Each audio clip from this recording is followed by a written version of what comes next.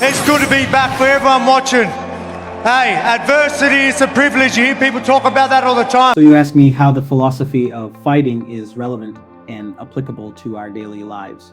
Now, I don't know whether you watched UFC 314. I am a fight fan, so naturally I watched in the main event. It was Diego Lopez challenging Alexander Volkanovski for the undisputed vacant featherweight belt.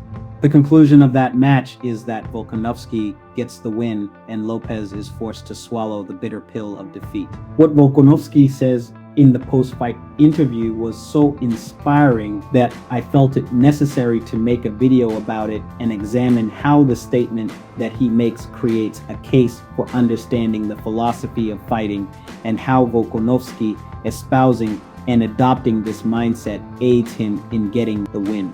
The statement he makes is adversity is a privilege. To give you some relevant context about Volkanovski, it is that the win against Lopez was a bounce back from 2 back-to-back losses, and that gives his statement so much credibility and power.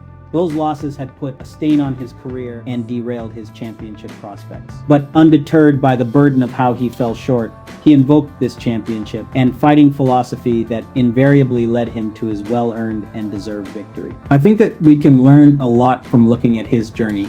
I don't wish to get into the details of what he did differently or the work that he did to earn his victory, but I want to draw you to his mindset.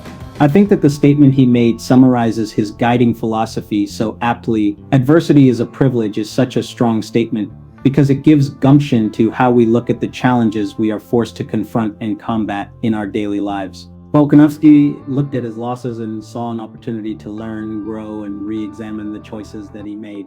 There is this famous dictum attributed to Socrates: unexamined life is not worth living. Volkanovski takes responsibility, examines the losses, and espouses a mentality rooted in the philosophy of a fighting spirit that molds him into a resilient character, a lesson we all need to learn and embrace.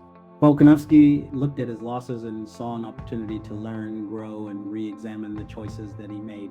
There is this famous dictum attributed to Socrates: unexamined life is not worth living. Volkanovski takes responsibility, examines the losses, and espouses a mentality rooted in the philosophy of a fighting spirit that molds him into a resilient character, a lesson we all need to learn and embrace.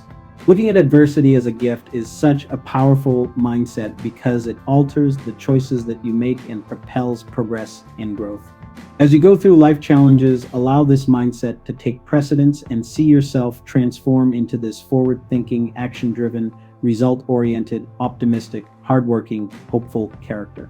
I love using clock analogies. Fundamentally, clocks are designed to only move in a clockwise direction, and this is the standard cardinal rule for how a clock is supposed to function. And so a clock going in the opposite anti-clockwise direction is naturally dysfunctional. Likewise, looking at adversity as a gift is analogous to the functional clock moving clockwise. To simply put it, you are moving in the right direction. And so I encourage anyone out there going through a hard time to embrace and learn more about the fighting philosophy and see yourself become more confident, resilient, self-assured, and an attitude that will indelibly pave the way for success.